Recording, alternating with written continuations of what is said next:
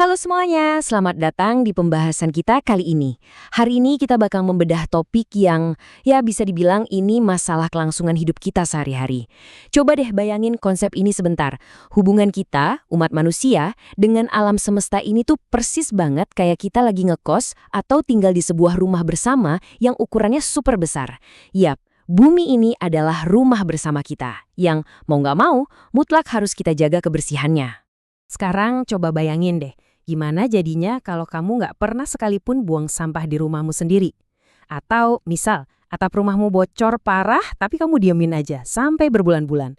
Wah, pasti bakal kacau balau kan? Rumahnya jadi bau, jadi sarang kuman, perlahan hancur, dan ujung-ujungnya ya nggak bisa ditinggali lagi.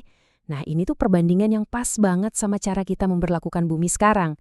Kalau kita cuek sama perawatan dasarnya, kita tuh ibarat lagi menghancurkan satu-satunya tempat tinggal yang kita punya. Nah, untuk memandu tur kita hari ini ada 5 agenda utama yang bakal kita obrolin. Pertama, soal rumah bersama ini, lalu soal mengacaukan ruangan, derita nelayan tagihan perbaikannya, dan terakhir, aturan rumah yang harus kita sepakati. Oke, langsung aja kita masuk ke bagian pertama, rumah bersama.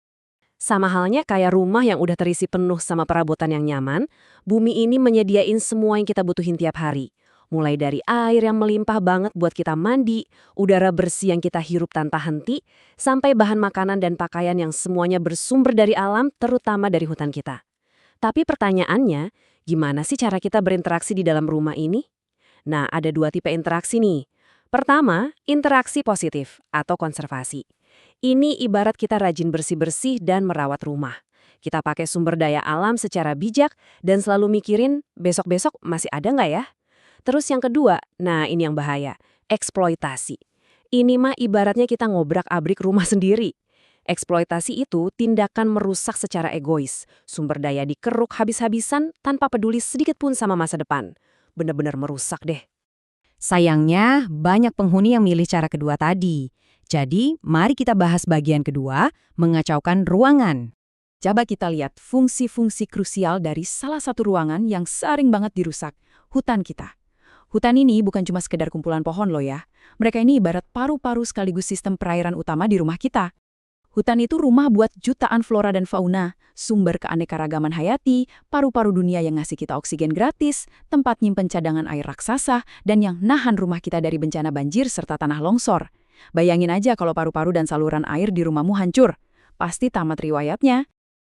Nah, tindakan buruk kita ini langsung memicu bencana di dalam rumah tangga kita sendiri. Misalnya nih, deforestasi atau penggundulan hutan. Itu tuh sama aja kayak kita ngebongkar atap rumah sendiri saat musim hujan. Akibatnya, air nggak bisa diserap tanah, cadangan air hilang, jadinya malah banjir bandang. Atau sebaliknya, kekeringan panjang. Terus buang limbah pabrik ke sungai sembarangan, itu persis kayak ngeracunin tangki air di rumah kamu sendiri. Ekosistem sungai bisa mati total. Bahkan hal seperti nutup semua tanah pakai aspal dan beton, itu bikin air hujan gak bisa meresap. Makanya genangan dan banjir jadi pemandangan di mana-mana. Masuk akal kan? Lanjut ke bagian ketiga, derita nelayan. Sekarang, yuk kita beralih ke laut. Kalau hutan tadi paru-parunya, laut ini ibarat dapur atau ruang penyimpangan makanan raksasa di rumah kita.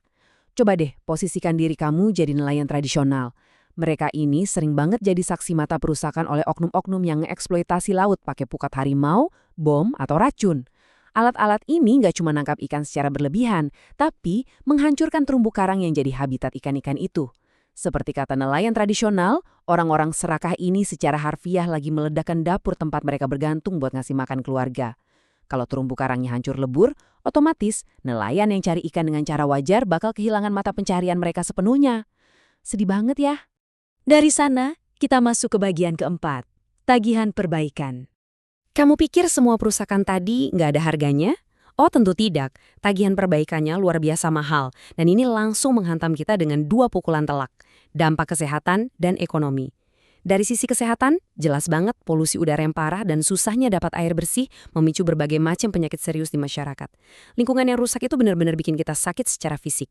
Lalu dari sisi ekonomi, bencana alam seperti banjir akibat hutan gundul bisa merenggut harta benda dalam sekejap. Kualitas hidup anjlok dan perputaran ekonomi lokal bisa langsung lumpuh. Bahkan kerusakan ini memicu reaksi berantai yang sangat tragis. Awalnya dimulai dari sumber daya alam kita yang jadi langka karena eksploitasi gila-gilaan. Begitu sumber daya ini menipis, orang-orang mulai kesulitan memenuhi kebutuhannya, yang langsung berujung pada hilangnya mata pencaharian, persis kayak kasus nelayan tradisional tadi. Nggak punya kerjaan artinya apa? Ya otomatis memicu lonjakan kemiskinan dan pengangguran. Dan tahu nggak bagian paling mengerikannya? Tekanan hidup yang luar biasa berat ini pada akhirnya mendorong munculnya tindak kriminalitas di masyarakat. Orang-orang jadi putus asa mencoba bertahan hidup dan memenuhi kebutuhan dasar mereka. Oke, kita nggak bisa diam aja ngeliat ini. Mari kita bahas bagian kelima, aturan rumah. Kita udah ngeliat kerusakannya, plus tagihan super mahal yang harus dibayar. Sekarang, saatnya kita tegakkan aturan rumah yang mutlak dan wajib dipatuhi, supaya rumah ini bisa aman lagi. Pertama, manfaatkan alam dengan bijak, jangan rakus. Kedua, kalau memang harus memanfaatkan kayu di hutan, terapkan sistem tebang pilih dan langsung tanam lagi.